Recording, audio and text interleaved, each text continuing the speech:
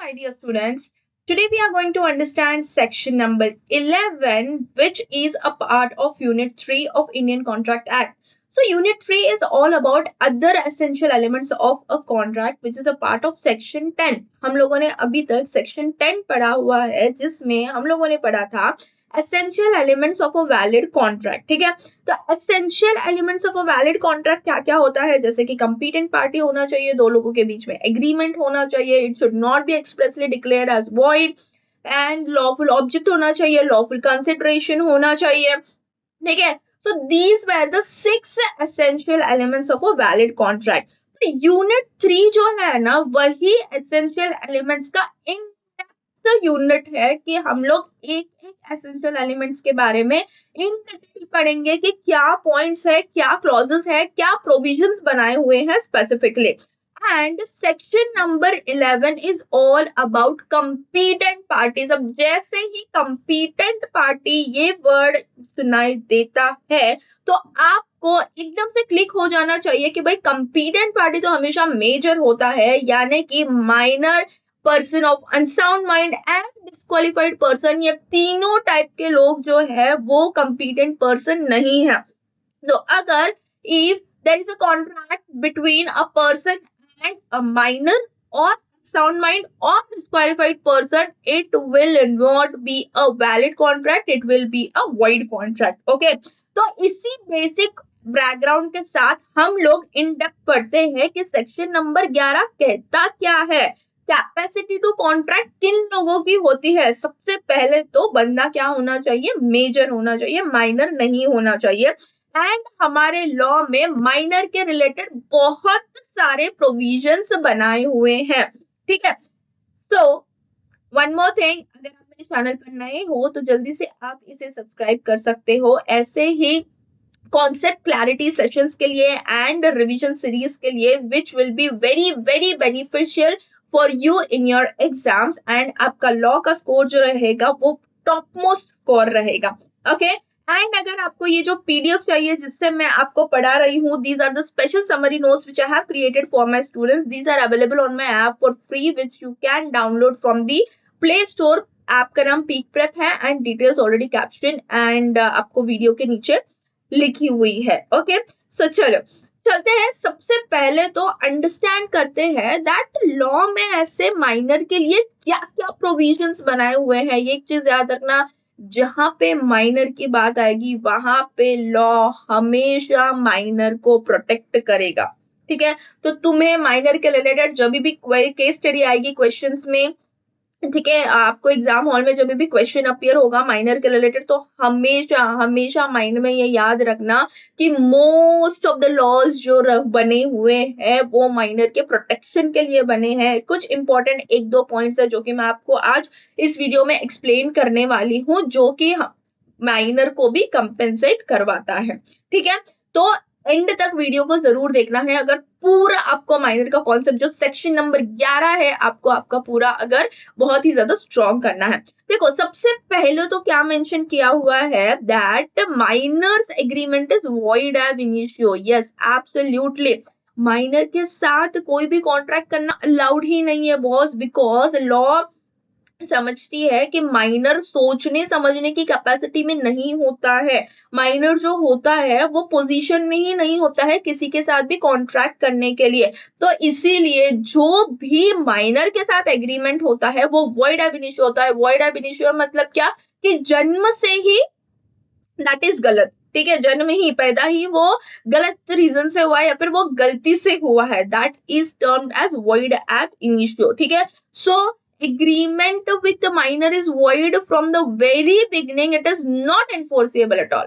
ठीक है, enforceable होता ही नहीं है. ठीक है, फॉर एग्जाम्पल आपको एग्जाम्पल दिया हुआ है कि माइनर ने अगर लोन ले लिया है किसी से एंड बाद में वो रीपे नहीं कर रहा है उस बंदे को, तो क्या वो बंदा माइनर को स्यू कर सकता है? नहीं भाई, माइनर को स्यू नहीं कर सकता है, क्योंकि तूने जो माइनर के साथ एग्रीमेंट किया है वो ही गलत है, वो वॉइड एब इनिशियो है, तो वो एनफोर्सिएबल होगा ही नहीं. चलो कहानी में ट्विस्ट डालते हैं. ठीक है, A is a minor and has taken a loan from B. Okay, and the minor has hide this fact, जो ए बंदा है ना, ए बंदा जो है ना, उसने क्या किया है, ये बात छुपाई है बी से कि मैं माइनर हूं। ठीक है, इसने ये बात छुपाई है एंड उसने क्या किया, बी से लोन ले लिया। तो क्या अब इस सिचुएशन में क्या ए लायबल रहेगा? तो भाई सुन लो ध्यान से कि ऐसे सिचुएशन में भी minor can always plead minority and A will not be liable to pay anything to B. B will not be having any legal grounds. ठीक है, B will not be having any legal grounds against A, even if उसने cheat करके B से loan लिया हुआ है तो। क्यों? क्योंकि लॉ कहती है कि माइनर तो समझदार है ही नहीं ना, तुम्हें डॉक्यूमेंट चेक करना चाहिए था, तुम्हें उसका एज जो है वो आधार कार्ड से वेरीफाई करना चाहिए था, उसके बाद में उसको लोन देना चाहिए था, वो तुम्हारी रिस्पॉन्सिबिलिटी नहीं थी। हम माइनर को जिम्मेदार नहीं ठहरा सकते हैं। ठीक है, तो I hope that this point is very much clear to you guys कि माइनर के साथ जो एग्रीमेंट होता है वो वॉइड एब इनिशियो होता है। जब भी माइनर के रिलेटेड क्वेश्चन आएगा तो ये वॉइड एब इनिशियो वाला अगर आप स्टेटमेंट लिख दोगे तो फुल प्रूफ मार्क्स, आपका प्रेजेंटेशन बेटर होने वाला है, आपका आंसर राइटिंग बेटर होने वाला है। अंडरलाइन कर देना इस वर्ड को एंड आपका ये कीवर्ड बन गया है। ठीक है, then no ratification after majority, यानी कि ए जब माइनर था ना तब उसने लोन लिया हुआ था। ठीक है, एंड 6 महीने के बाद उसका बर्थडे आ गया एंड अब वो मेजर हो गया है। तो क्या भाई अब 6 महीने के बाद भी इसको स्यू कर सकता है? नहीं, बिल्कुल भी नहीं, रैटिफिकेशन हो ही नहीं सकता है। एक बार अगर एग्रीमेंट हो गया माइनर के साथ तो दैट मीन्स क्या, that it is not enforceable at all and उसका रैटिफिकेशन भी बिल्कुल भी नहीं होने वाला है। Minor cannot validate contract after becoming major because void agreement cannot be revived. वापस से उसको जिंदा कर ही नहीं सकते हैं उस एग्रीमेंट को। ठीक है, वो स्टार्टिंग से ही गलत है। ओके, जन्म पैदाइशी वो गलत है वो एग्रीमेंट। ठीक है, तो उसको रिवाइव वहां पे कर नहीं सकते हैं।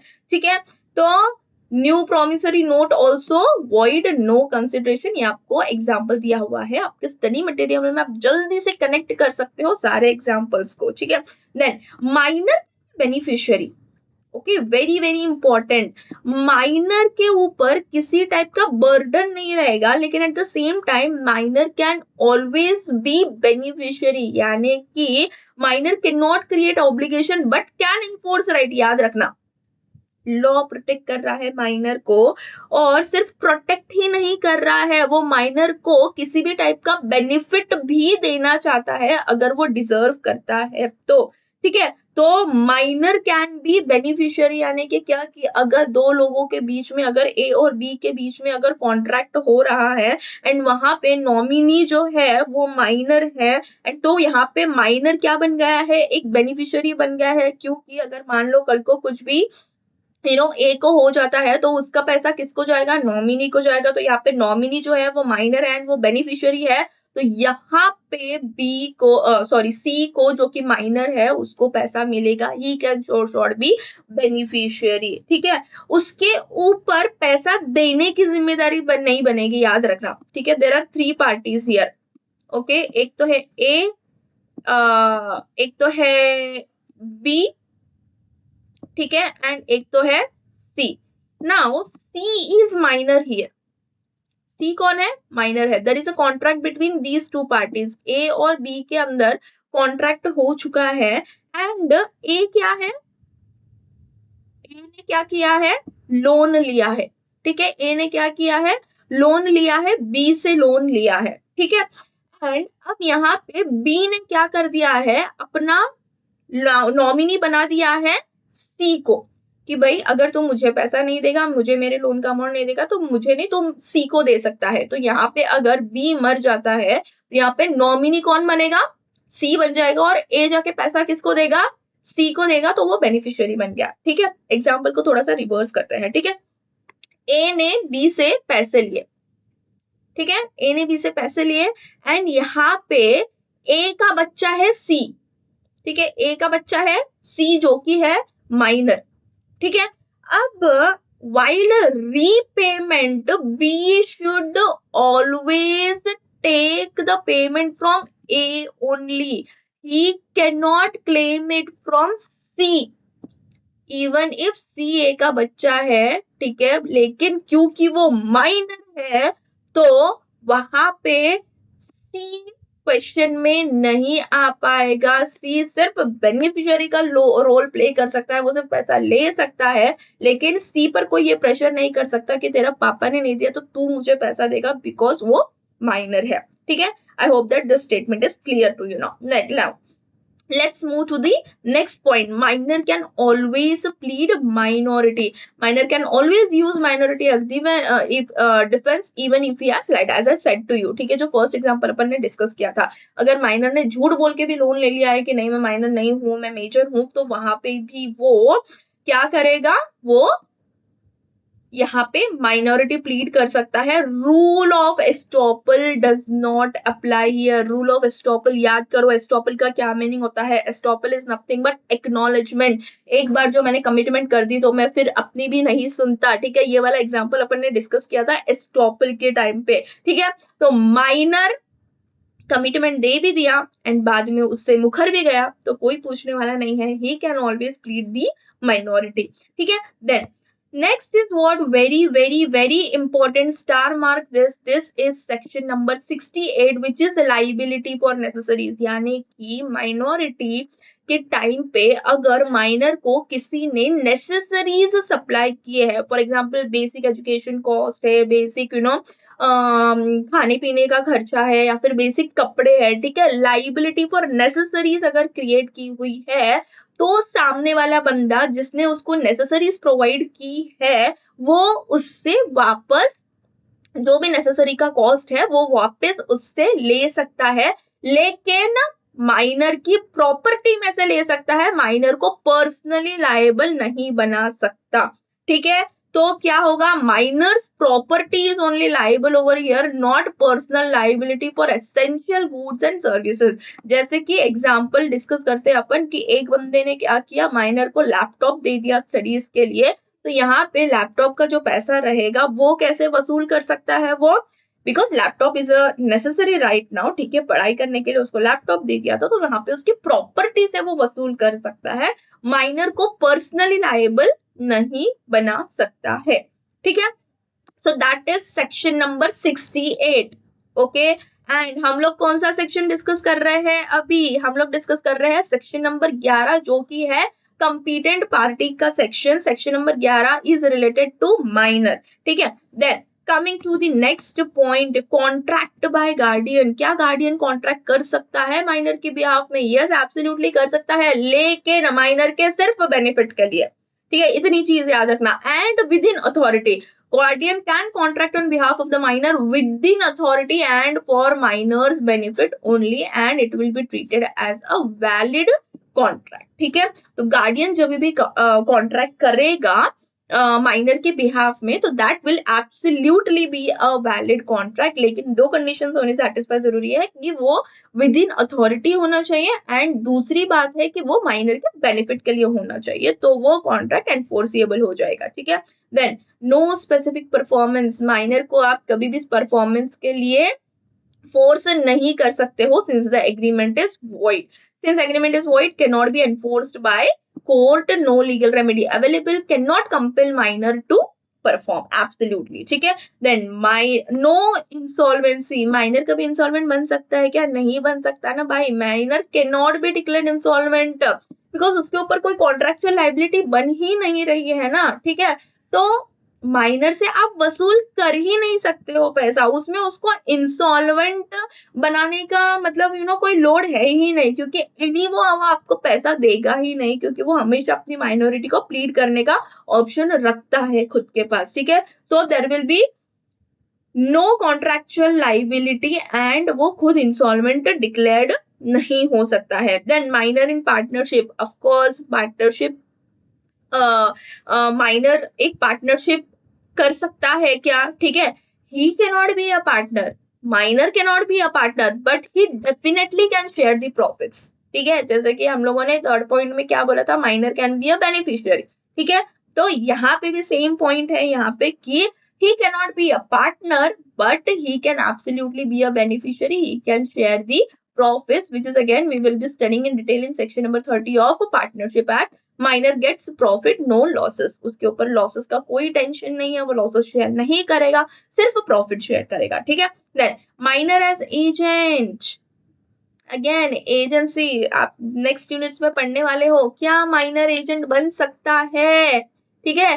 Yes, minor can absolutely become an agent but he will never be held personally liable, ठीक है। पार्टनर बन सकता है लेकिन लॉसेस शेयर नहीं कर सकता, एजेंट बन सकता है लेकिन वो लॉसेस या फिर he can not be held personally liable, okay. And principal हमेशा बाउंड रहेगा, मतलब एजेंसी के रिलेशन में क्या होता है, प्रिंसिपल एंड एजेंट का रिलेशन होता है ना, तो हमेशा principal is legally binding to the third parties as well, okay. तो यहाँ पे एजेंट बन सकता है minor, but at the same time क्या हो सकता है कि वो लॉसेस के लिए कसूरवार नहीं ठहरा सकते उसको, ठीक है।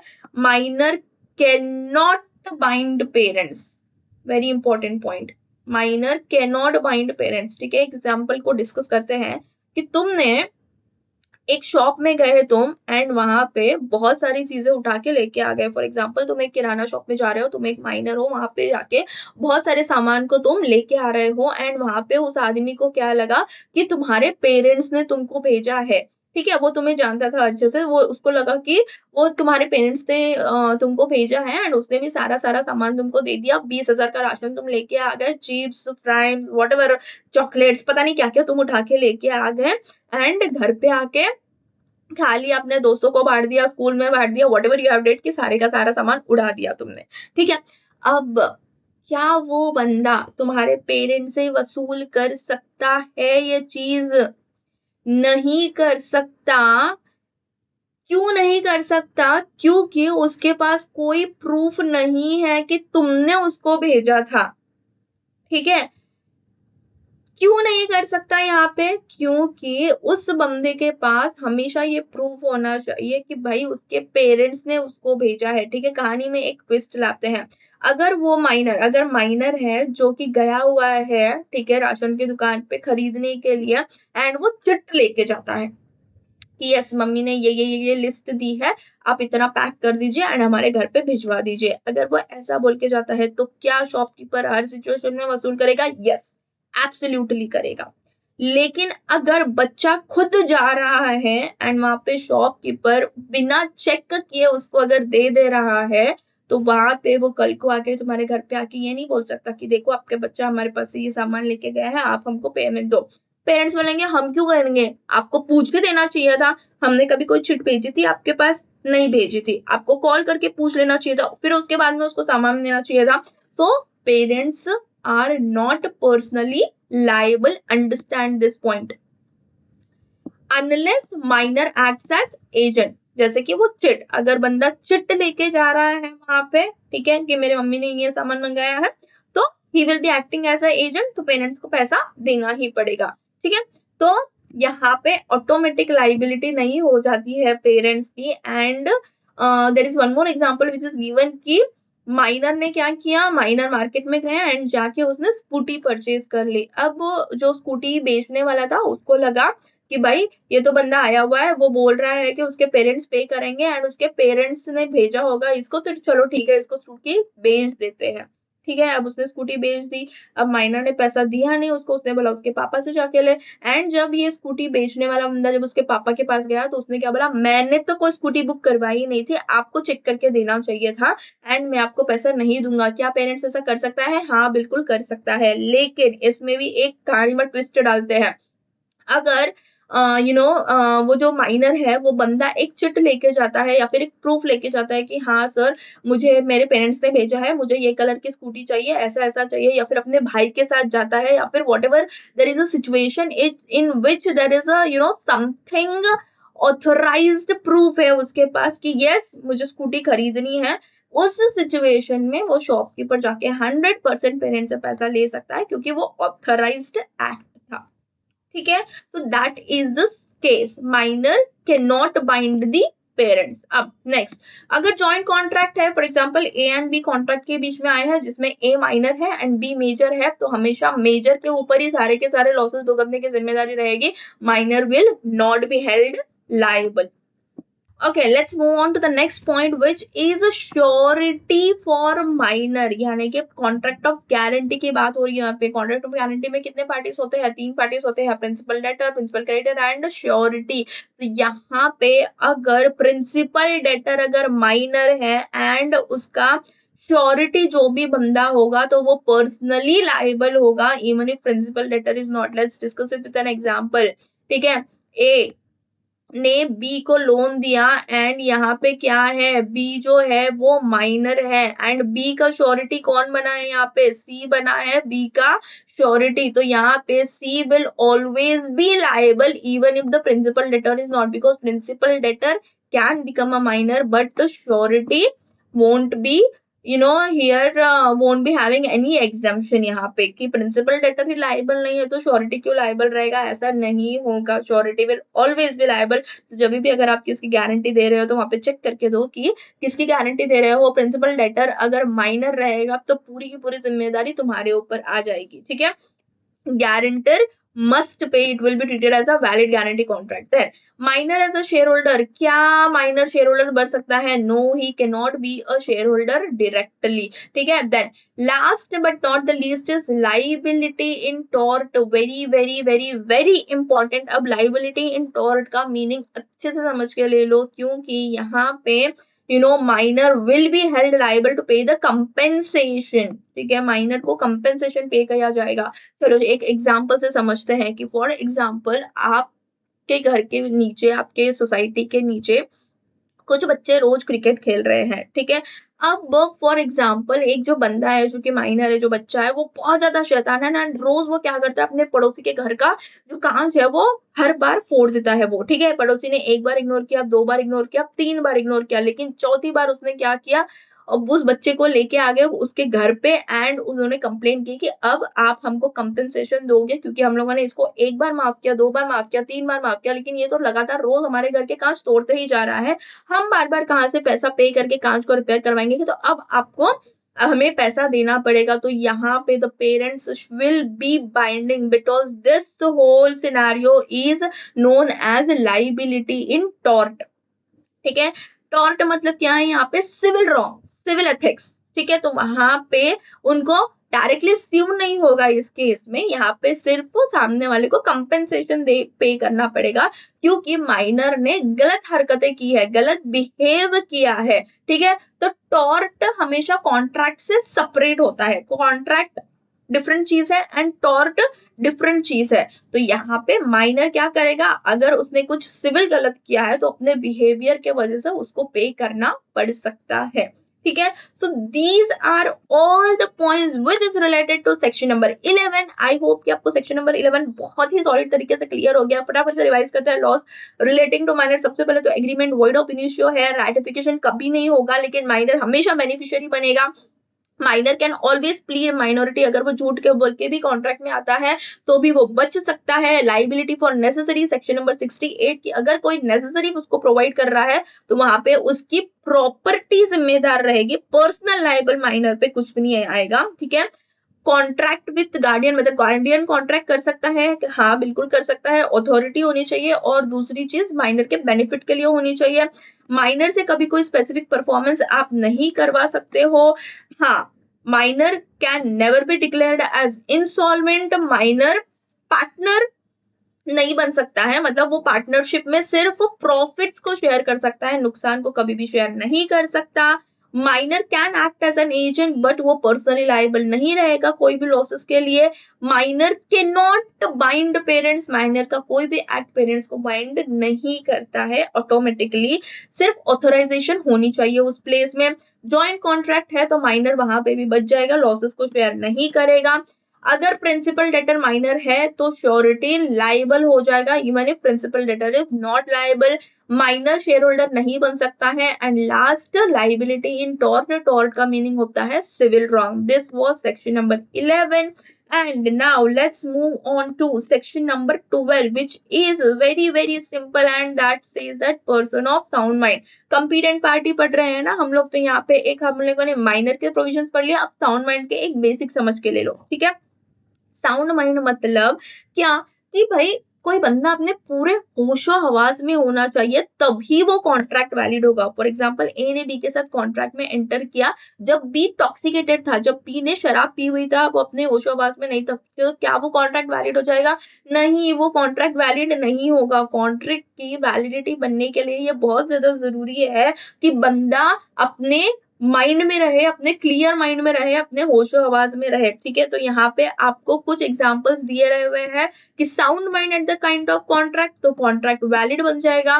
ठीक है, कुछ बंदे होते हैं ना कि यूजुअली कभी कभी अनसाउंड होते हैं, उनको दौरे पड़ते रहते हैं, कभी एंजाइटी के दौरे पड़ते हैं, कभी डिप्रेशन के दौरे पड़ते हैं। ठीक है, तो यूजुअली अनसाउंड रहते हैं बट नॉर्मली साउंड माइंड रहते हैं।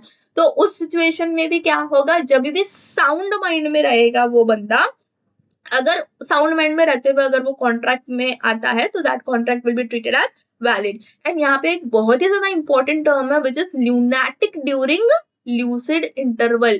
तो ये कॉन्ट्रैक्ट क्या होगा, वैलिड हो जाएगा, क्योंकि लुनाटिक यानी कि क्या होता है, पागल। ल्यूसिड इंटरवल यानी कि क्या होता है कि क्लियर माइंड, उसका थॉट जो है वो एकदम क्लियर है। अगर आपको इसका टेक्निकल मीनिंग नहीं पता है तो प्लीज नोट डाउन करके ले लो, क्योंकि इसके ऊपर क्वेश्चंस आते हैं। ये टेक्निकल लैंग्वेज है एंड बच्चे कंफ्यूज होते हैं। ल्यूनाटिक ड्यूरिंग ल्यूसिड इंटरवल मतलब क्या होता है कि एक पागल है जो कि साउंड माइंड के पोजीशन में है, साउंड माइंड में रह रहा है कुछ इंटरवल्स में। ठीक है, तो वो contract will be treated as valid during that sound interval. तो usually sound but temporarily unsound, जैसे कि शराबी नॉर्मली साउंड रहता है बट कभी कभी अनसाउंड रहता है, तो invalid during that unsound period. ठीक है, invalid during that unsound period. Capacity is just at the time of the contract, contract by unsound person is treated as void। ठीक है, अब डिसक्वालिफाइड पर्सन कौन कौन होता है भाई? डिसक्वालिफाइड पर्सन, फॉरेन सोवरेन, दूसरे देश की सरकार। फॉर एग्जाम्पल एक कंपनी है जिसने दूसरे देश, मतलब फॉर एग्जाम्पल यूएसए की गवर्नमेंट के साथ कोई कॉन्ट्रैक्ट किया है, एंड यहाँ पे क्या होगा, अगर कॉन्ट्रैक्ट में कुछ भी गड़बड़ हो जाती है, क्या किया ए ने, क्या किया, कॉन्ट्रैक्ट किसके साथ किया, यूएस की गवर्नमेंट के साथ कॉन्ट्रैक्ट किया। उनका एक बहुत बड़ा कंसाइनमेंट ऑफ गुड्स है जो कि जाने वाला है। अब इस कॉन्ट्रैक्ट में कुछ भी अगर प्रॉब्लम आ जाती है, तो क्या ये बंदा डायरेक्टली इनकी सरकार को स्यू कर देगा? नहीं कर सकता है भाई, वो दूसरी कंट्री की सरकार है, वो फॉरेन सोवरेन्स है, उनके पास ऑलरेडी बहुत सारा प्रोटेक्शन है। अगर डायरेक्टली कोई भी आके XYZ पर्सन, अगर कोई भी कंपनी आगे अगर उनके ऊपर केस करने के पावर में रहती, तो उनके देश का सरकार का क्या होगा? ठीक है, उनके इकोनॉमी का क्या होगा? इसीलिए हमेशा उनको डिसक्वालिफाइड पर्सन में रखा है। इनको केस करने के लिए सीजी का अप्रूवल लगता है। ठीक है, so that is a different process. इनके ऊपर केस करने के लिए क्या लगेगा? सीजी का अप्रूवल रहेगा। Can not be sued without government permission. ठीक है, so they are the disqualified person. Alien enemy मतलब क्या, कि किसी देश के साथ अगर हमारा वॉर चल रहा है, तो उस देश के सभी नागरिक हमारे लिए एलियंस हो जाएंगे। Can not contract during war. ठीक है, कॉर्पोरेशन यानी कि क्या? कंपनी। ठीक है, limited by memorandum of association. Corporation यानी कि क्या होता है कि कंपनीज की बात हो रही है यहाँ पे। कन्विक्स यानी कि क्या, कि अगर कोई पर्सन को जेल हो गई है, तो उस जेल के, उस इम्प्रिजनमेंट के दौरान वो बंदा किसी भी कॉन्ट्रैक्ट के अंदर नहीं आ सकता है। He will always be treated as disqualified person. Last but not the least, insolvent, यानी कि अगर कोई बंदे को इनसॉल्वेंट करार कर दिया जाता है, तो that person can not enter into a contract with anybody, क्योंकि उसकी ऑलरेडी जो पूरी प्रॉपर्टी रहेगी ना, वो कोर्ट के पास रहेगी, वो एक ऑफिशियल रिसीवर के पास ऑलरेडी रहेगी। ठीक है, तो ये जो 5 पर्सन है, they are treated as disqualified person. कौन कौन है? पहले है फॉरेन सोवरेन, यानी कि दूसरे देश की सरकार। एलियंस, जिस कंट्री के साथ हमारा वॉर चल रहा है। कॉर्पोरेशन यानी कि कंपनीज। कन्विक्स यानी कि इम्प्रिजनमेंट हुए वाले पर्सन। एंड इंसॉल्वेंट यानी कि जो बैंकरप्ट हो चुके हैं। ठीक है, so these are the disqualified persons. तो ये था हमारा section number 11 and section number 12 which is a part of section number 10, and in our next lecture we are going to study more about the next topic. So make sure you attend the class, and आप पूरा का पूरा video बहुत सारा in depth में देखो, and जो भी आपके इंपॉर्टेंट फाइंडिंग्स है वो अपने बुक में नोट डाउन करके ले लो। आप ये PDF को भी at the same time access कर सकते हो फ्री ऑफ कॉस्ट। एंड अगर आप चैनल पर नए हो तो जो इसको सब्सक्राइब कर लो and share this video with your maximum friends, so that उनका भी जो लॉ में जो कंट्रोल रहेगा, जो पावर रहेगा, वो बहुत ज्यादा बेटर हो जाएगा। Okay, so that's it for this video. Let's continue in our next class with few more sections and with lot of excitement. Thank you so much.